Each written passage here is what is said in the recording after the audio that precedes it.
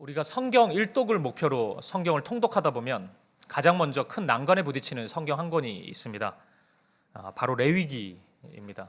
창세기는 좀 읽을만 해요. 창조의 이야기니까. 그리고 4명의 믿음의 사람 이야기가 나오니까 재밌게 읽을 수 있습니다. 출애굽기도 읽을만 해요. 이스라엘 민족이 이집트의 노예 생활을 하다가 하나님이 탈출시키는, 구원을 시키는 이야기이기 때문에 흥미롭게 읽을 수 있습니다. 근데 레위기는 좀 달라요. 온갖 제사와 규례, 어떤 절기에 대한 설명들이 계속해서 이어집니다. 읽다 보면은 여기는 어디지? 나는 누구지? 이런 생각을 가집니다. 도무지 이 이야기가 왜 내가 알아야 되는지, 나하고 무슨 상관이 있는지 우리가 갈 바를 알지 못할 때가 많이 있습니다. 그런데 이런 복잡한 레위기를 레위기 성경 안에 단 한 구절로 요약해서 설명하는 그런 구절이 하나 있습니다. 그것은 레위기 19장 2절 말씀입니다. 우리 이 말씀을 같이 한번 읽어볼게요. 시작. 너는 이스라엘 자손의 온 회중에게 말하여 이르라. 너희는 거룩하라. 이는 나 여호와 너희 하나님이 거룩함이니라. 아멘. 그러니까 이 말씀을 중심으로 레위기의 모든 규례가 펼쳐져 있는 것입니다. 하나님은 말씀하세요. 내가 거룩하니 너희도, 나의 백성인 너희도 거룩해야 된다. 이렇게 말씀합니다. 우리가 거룩한 백성이기에 우리가 지켜야 할 행동이 있다는 겁니다.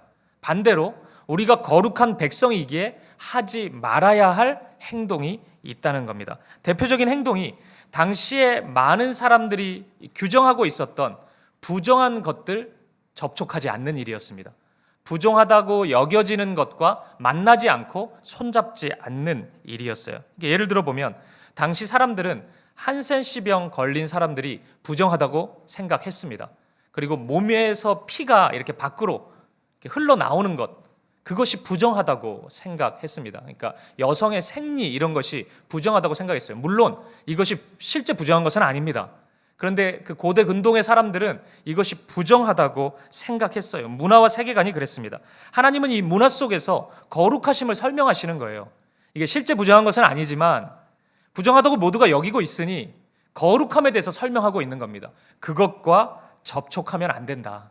그러면 그 부정한 것들과 접촉을 하면 부정한 것들이 나에게 전이가 돼서 오염이 일어나기 때문에 거룩한 백성은 부정한 것과 함께하면 안 되고 하나님이 정해놓으신 거룩한 삶의 방식을 따라야 한다. 이렇게 지금 레위기 말씀이 하나하나 설명해주고 있는 것입니다. 이렇게 보면 레위기의 신앙을 우리가 한마디로 접촉신앙이구나 이렇게 이야기할 수 있습니다. 무엇과 접촉해야 되는지, 무엇과 접촉하지 말아야 되는지를 레위기 성경은 알려주고 있기 때문입니다. 그러니까 이런 레위기의 개념을 정확히 이해한다면 오늘 본문이 보여주고 있는 아름다운 믿음의 이야기가 우리의 눈에 보일 수 있습니다. 본문으로 한번 이야기를 기억하면서 들어가 보도록 하겠습니다. 오늘 본문에는 혈루증을 앓고 있는 한 자매가 나타납니다. 그러니까 피가 지금 멈추지 않는 질병인 거예요. 오늘 본문 25절, 26절을 한번 보십시오. 12해를 혈루증으로 앓아온 한 여자가 있어 많은 의사에게 많은 괴로움을 받았고 가진 것도 다 허비하였으되 아무 효험이 없고 도리어 더 중하여졌던 차에. 그러니까 무려 12년 동안 혈루증으로 고생하고 있는 한 자매가 나타납니다. 수많은 의사를 찾아다녔지만 오히려 많은 괴로움을 받았고 가지고 있는 재산도 다 허비해버린 상태입니다. 근데 바로 이때 그러니까 아무런 소망이 지금 보이지 않는 건데 이때 이 자매가 굉장히 놀라운 행동을 하나 합니다. 그 다음 절인 27절을 보십시오. 예수의 소문을 듣고 무리 가운데 끼어 뒤로 와서 그의 옷에 손을 대니. 그러니까 이 한 구절에는 굉장히 이상한 두 가지의 모습이 나타납니다. 첫 번째는 이 여인이 수많은 사람들이 모여있는 군중들 사이에 끼어들어갔다는 것입니다. 우리가 레위기 말씀을 이해한다면 지금 이 혈루증은 부정한 질병이란 말이에요. 그래서 사람들 앞에 나타나면 안 됩니다. 이 여인이 막 모여있는 이런 곳에 나타나면 그 여인과 접촉한 모든 사람이 부정한 사람으로 규정될 수밖에 없습니다. 그러니까 부정을 막 전염시키는 거예요. 계속해서. 그렇기 때문에 부정하다고 여겨지는 이런 사람들은 사람들 앞에 나올 수가 없었어요. 철저히 고립된 삶을 살 수밖에 없었습니다. 그런데 이 여인이 겁도 없이 사람들 사이에 그냥 달려들어왔던 것입니다. 그런데 두 번째는 더 심각해요. 무리 속에 나타난 것만 해도 이게 굉장히 충격적인 일인데 거기서 그치지 않고 예수님의 옷에 손을 대어버리는 겁니다. 접촉을 한 거예요. 그러니까 레위기의 공식대로라면은 이 사람이 지금 접촉을 했기 때문에 이 접촉당한 예수님은 부정한 자가 돼요. 그래서 격리가 돼야 됩니다. 그러니까 굉장히 지금 놀라운 충격적인 일이 벌어진 겁니다. 이 여인 왜 그랬을까요? 나도 부정한 자니까 너희들도 다 부정한 자가 되라. 나 그냥 인생 막살난다. 이렇게 지금 달려 나온 겁니까? 그럼 왜 굳이 또 예수님에게 접촉을 해요? 근데 이때 기적이 일어나요. 29절에 따르면 이 자매의 혈루증이 치유가 된 것입니다. 이 순간 회복이 일어나게 된 것이에요. 그러니까 혈루증이 치유가 됐다는 것은 곧 무슨 이야기예요? 단순히 건강해졌다의 차원보다 더 큰 의미가 있잖아요. 부정한 자에서 이제 거룩한 자로 바뀌게 됐다는 겁니다. 이제 사람들 앞에 나올 수 있고, 이게 종교사회에서는 이 예배의 자리에 나가지 못한단 말이에요. 이런 사람들은. 그러니까 하나님과의 접촉점이 없다고요. 그 앞에도, 성전에도 나아갈 수 있게 된 것입니다. 예수님이 이 상황 속에서 이런 말씀을 하십니다. 본문 34절 말씀입니다. 같이 한번 읽어보겠습니다. 시작. 예수께서 이르시되 따라 내 믿음이 너를 구원하였으니 평안히 가라. 내 병에서 놓여 건강할지어다. 아멘. 예수님의 말씀이 더 이상해요. 갑자기 이 여인을 바라보면서 너의 믿음이 너를 구원했다. 평안히 가라. 이렇게 말씀합니다. 여러분 어떻게 생각하십니까? 이 여인이 가진 믿음이란 것은 뭐예요? 도대체 이 여인이 어떤 믿음을 가졌길래 예수님이 이 여인에게서, 이 자매에게서 내가 믿음을 받다고 말씀하고 있는 것입니까? 저는 오늘 우리가 좀 전에 읽었던 본문 27절에서 하나의 힌트를 얻습니다. 다시 27절 말씀을 보세요. 예수의 소문을 듣고 무리 가운데 끼어 뒤로 와서 그의 옷에 손을 대니. 예수의 소문을 듣고. 그러니까 이 자매는 예수님의 이야기를 들은 것입니다. 어떤 이야기일까? 바로 앞에 있는 이야기일 가능성이 커요. 이 5장의 초반부의 이야기는 이 거라사라는 지역에서 한 광인 청년이 있었습니다. 그러니까 막 무덤에서 자기를 해치고 사람들이 제어할 수 없는, 그러니까 군대 귀신 들린 그 한 사람이 있었다고요. 그런 부정한 자를 예수님이 찾아가셔서 치유하시는 이야기입니다. 아마 이 이야기를 들었을 가능성이 매우 큽니다. 이 이야기를 듣고 이 여인 안에 어떠한 믿음이 자리하기 시작한 것이에요. 그 믿음이 이런 행동을 불러일으킨 것입니다. 아마도 이런 마음이었을 것입니다. 이 여인은 이스라엘 사람이기 때문에 레위기의 율법의 말씀을 충분히 알고 있었을 것입니다. 몸소 체험하고 있잖아요. 부정한 자니까 격리당하는 겁니다. 나아갈 수가 없는 거예요. 그래, 나는 부정한 자다. 내가 접촉을 하는 수만큼 다 오염이 되고 부정한 사람이 된다. 그래서 나는 사람들에게 그 앞에 나아갈 수가 없는 사람이다. 그런데 내가 예수님의 이야기를 들으니 내가 예수님께 접촉해야 되겠다는 생각이 든다. 왜냐하면 어쩌면 예수님의 거룩하심은 나의 부정함보다 더 커서 내가 그를 접촉했을 때 나의 부정함이 그에게 전이되는 것이 아니라 그의 거룩함이 나를 압도하여서 나의 부정함이 거룩함으로 바뀔지도 모른다. 바로 이 믿음이었을 것입니다. 이 작은 마음이 이 여인에게 나타났던 것이에요. 그 결과 군중 속으로 들어갈 수 있는 용기를 얻었고 그 수많은 사람들 속에서 예수님의 옷에 손을 댈 수 있는 행동이 나타나게 된 것입니다. 예수님이 이 믿음을 정확히 꿰뚫어 보세요. 그리고 이렇게 말씀하십니다. 딸아, 참 잘했다. 네가 참 잘했다. 나에게 찾아온 것은 정말 잘한 일이다. 사람들은 너를 부정한 자라고 이야기하지만 너는 보배롭고 존귀한 자다. 너는 거룩한 하나님의 자녀가 될 것이다. 우리 주님은 그렇게 말씀하신 것입니다. 사랑하는 여러분, 저는 오늘 우리에게 요구되는 믿음의 모습이 하나 있다면 바로 이 모습이라는 생각이 듭니다. 어쩌면 우리가 이 자매보다 예수님에 대해 더 많이 알지도 모르겠습니다. 아마 대부분의 성도님들이 이 자매보다 예수님에 대해 더 많이 알 것 같아요.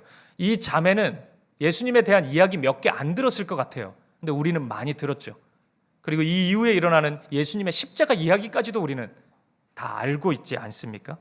하지만 여러분, 이 자매가 보여주는 이 믿음의 행동, 이것이 없다면 우리가 가지고 있는 그 지식이 무슨 의미가 있어요? 와, 예수님 대단하네. 와, 그 사람 크네. 목숨을 어떻게 주냐? 정말 대단하네. 이래놓고 그래도 예수님 만나러 난 저기 갈 수는 없지. 어떻게 저 사람들이 저렇게 많은데 내가 저거 해집고 들어가가지고 예수님 앞에 갈 수가 있나? 나는 여전히 부정하고 더러운 사람인데 내가 어떻게 예수님 앞에 나아가나? 그렇게 자책하고 주저하고 두려워한다면, 그렇게 삶에 머물러 있다면 그것은 그 믿음이 아무런 의미가 없는 것이죠. 예수님 앞에 나아가지 못하기 때문입니다. 여러분은 어떠십니까? 여러분은 여러분의 삶 속에서 언제나 예수님 앞으로 나아가고 있으십니까? 아니면 수많은 이유 때문에 수많은 변명을 늘어놓으면서 나는 이래서 가지 못하고 저래서 가지 못하기 때문에 나는 그냥 이렇게 있어야 된다, 그렇게 예수님과 거리 두기를 하면서 멈추어 서 있으십니까? 여러분 기억하십시오. 오늘 이 자매가 가지고 있는 문제는 굉장히 컸습니다. 그의 부정함은 그 어느 누구도 해결해 줄 수 없었습니다. 하지만 예수님의 거룩하심이 그 부정함보다 더 컸습니다. 오늘 여러분이 가지고 있는 문제가 무엇이든 우리 주님이 여러분의 문제보다 크십니다. 사람들이 뭐라고 얘기를 하든지 해결책이 도무지 없고 다 막혀 있다고 그냥 포기하라고 얘기할지라도 우리 주님이 그것보다 더 크십니다. 주님 앞에 나아간다면, 우리가 주님과 접촉한다면, 주님의 손을 붙잡는다면 주님의 생명이, 주님의 일이 저와 여러분의 삶 가운데 분명히 시작될 것입니다. 그것을 꼭 기억하십시오. 주님과 접촉하면 됩니다. 주님이 하시겠다 하시면 그것으로 된 것입니다. 주님이 문을 여시면 그 어느 누구도 닫을 자가 없습니다. 그리고 주님이 닫으면 그 어느 누구도 열 자가 없습니다. 그 주님을 경험할 수 있기를 간절히 축복합니다. 여러분, 예수님이 이 땅에 인간으로 오셔서 사역하실 때의 모습을 보면 굉장히 독특한 모습이 있습니다. 그것은 자꾸만 죄인들을 찾아다니신다는 거예요. 그러니까 사람들이 멀리하는, 기피하는 대상들을 예수님은 자꾸만 찾아다니십니다. 왜 그러셨을까? 오늘 본문에서 그 이유를 찾을 수 있을 것 같아요. 그 죄인들이 보다 쉽게 예수님과 접촉할 수 있도록 하기 위해서 예수님은 그들에게 찾아다니신 것입니다. 이 죄인들의 특징은 여러 가지 그 장애물이 많기 때문에 주님께 나오기까지 그 마음의 결단, 또 환경의 변화, 이런 것들이 많이 요구됩니다. 쉽게 하나님 앞에 나오기가 어려워요. 그래서 예수님이 찾아가시는 겁니다. 그들이 손만 내밀면 접촉할 수 있는 그 거리에, 손만 내밀면 만질 수 있고 만날 수 있는 그 거리에 예수님이 직접 찾아가시는 것입니다. 그렇게 예수님은 삭개오를 찾아가셨었고, 그렇게 예수님은 오늘 이 자매를 찾아가셨습니다. 그리고 그렇게 예수님은 오늘 저와 여러분을 찾아오십니다. 사랑하는 여러분, 오늘 이 예배가 우리가 매주 드리는 반복적인 예배일지 모르지만 오늘 여러분 중 누군가에게는 예수님을 만나는 예배일 것입니다. 예수님이 오늘 이 자리에 오셨기 때문입니다. 우리를 찾아오신 그 예수님과 접촉하십시오. 예수님의 이름을 부르십시오. 손을 내밀어서 예수님을 만지십시오. 예수님의 손을 붙잡으십시오. 그래서 그분의 거룩하심으로 내가 거룩해지는 경험, 그분의 생명으로 죽음의 기운이 가득한 내 삶이 생명의 열매로 풍성해지는 그 놀라운 경험을 오늘 이 예배 가운데 누릴 수 있기를 주님의 이름으로 간절히 축복합니다. 그러면 여러분, 궁금증이 하나 생겨요. 주님과의 접촉으로 이제 생명을 경험하고 새로운 삶을 살게 된 이 여인은 어떤 모습으로 이제 자신의 인생을 살아가게 될까요? 주님을 만져서 이 혈루의 근원이 다 떠나가고 회복이 된 이 자매가 어떻게 살아갈까요? 오늘 본문은 그 다음 이야기를 해주고 있지 않습니다. 하지만 성경 안에서 주님과의 접촉을 통해 생명을 경험한 수많은 사람들이 나오죠. 그들이 한결같이 살아가는 삶의 방향이 있습니다.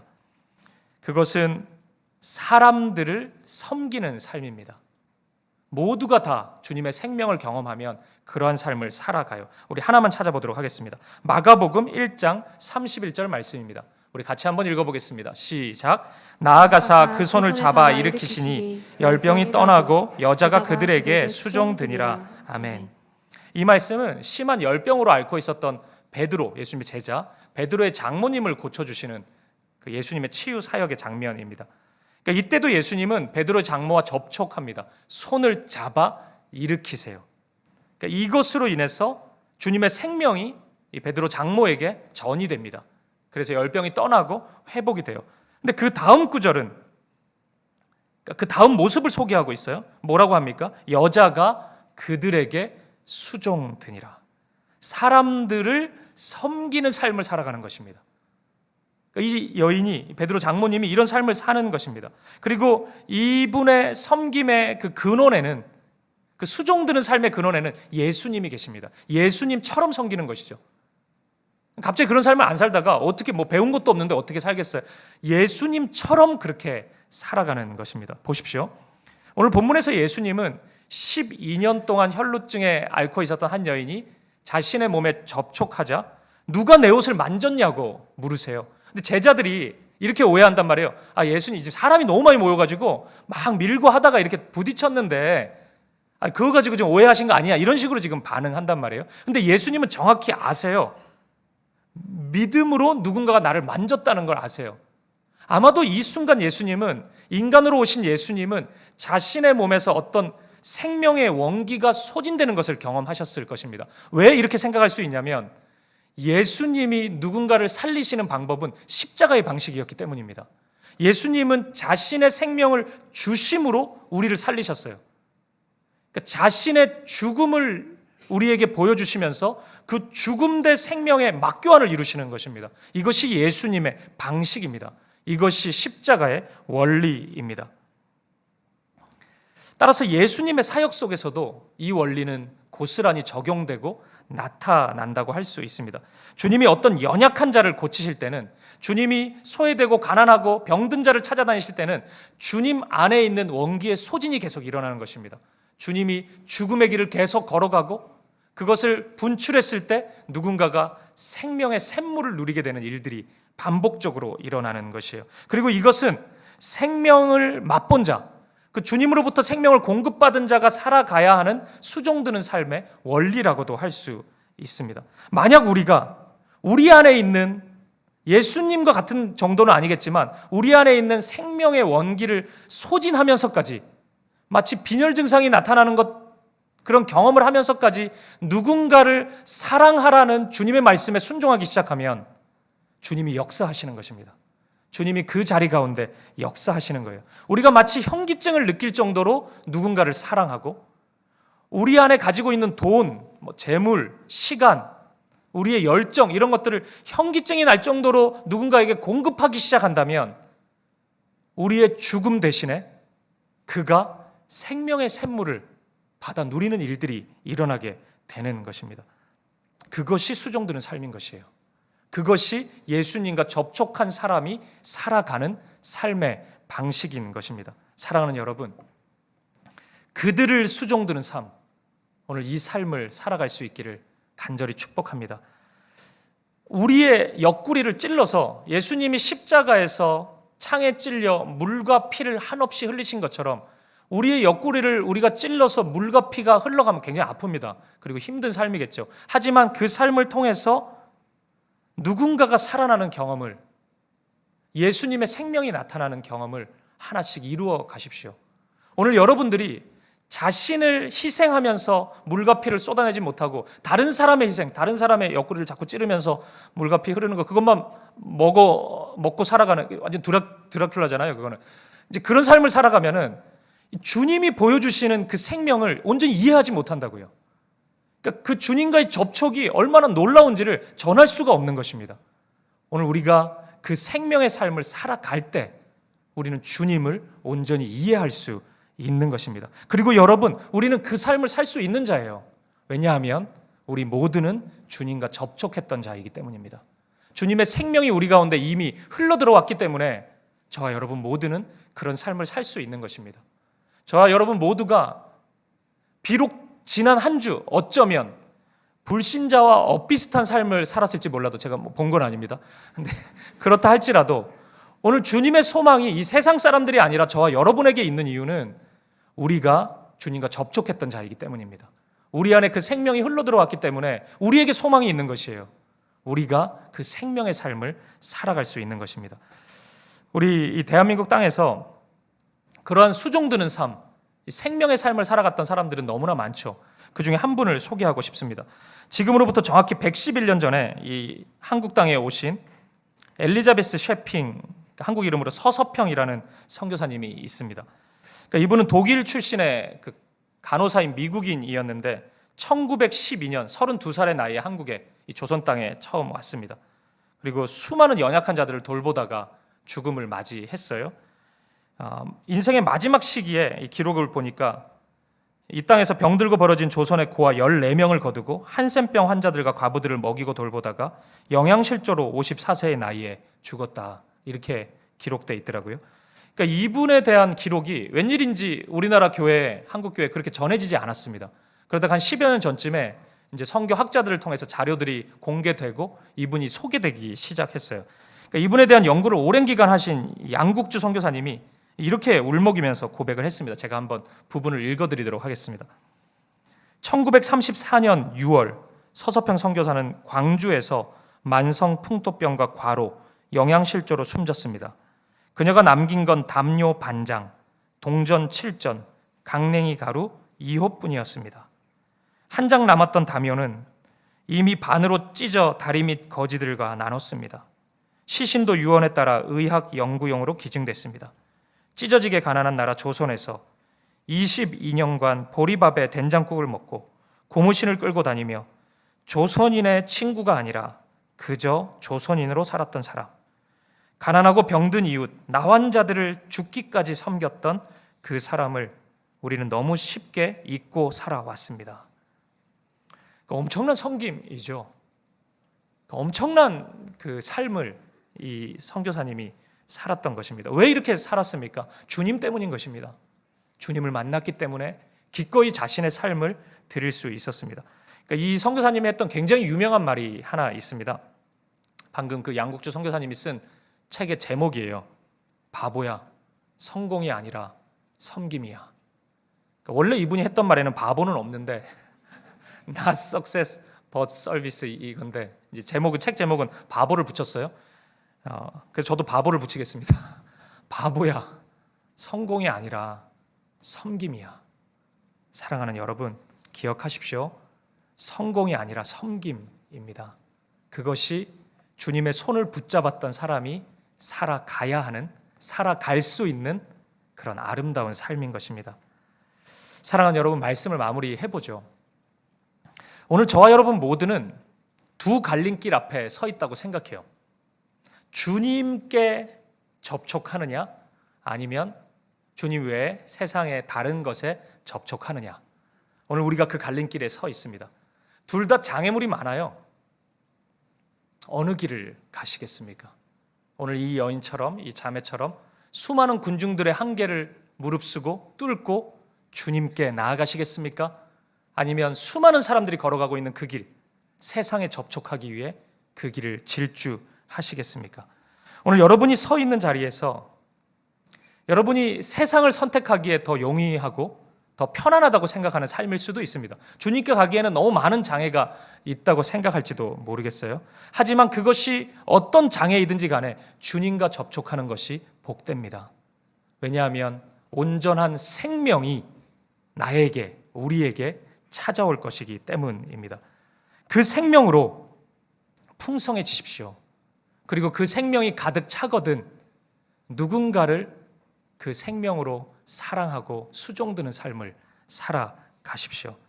기꺼이 다른 사람을 살리고 복된 삶을 살게 하는, 기꺼이 나의 옆구리를 찔러서 물과 피를 한없이 흘려보내는 그런 삶을 살아가십시오. 오늘 학습받으신 성도님, 세례받으신 성도님, 오늘 그러한 삶을 약속할 수 있기를 바랍니다. 오늘 우리 모두가 그러한 삶을 살아갈 수 있기를 간절히 축복합니다. 사랑하는 여러분, 예수님을 가까이 한다는 것은 너무 기쁜 일입니다. 그분의 생명으로 우리가 충만해지기 때문입니다. 그래서 예수님과 접촉한 사람은 감사하지 않을 수 없습니다. 오늘 이번 한 달 우리가 그것으로 시작해 보시죠. 잃어버렸던 감사를 되찾아오면서 예수님과 접촉했던 그 기억을 다시 살려보시죠. 그것부터 하나하나 회복되기 시작한다면 오늘 그 생명이 우리를 가만두지 않을 것입니다. 우리를 내버려 두지 않을 것입니다. 기꺼이 나의 죽음 대 그의 생명을 맞바꾸는 맞교환을 이루는 삶을 살아갈 것입니다. 내가 죽는 것처럼 보이지만 그것이 나의 삶을 더욱 풍요롭게 하고 풍성하게 하는 삶이 될 것입니다. 그 은혜로, 그 사랑으로 충만한 생명의 삶을 살아가는 저와 여러분의 한 주 되시기를, 이 11월 한 달이 되시기를, 그런 평생의 삶이 되시기를 주님의 이름으로 간절히 축복드립니다.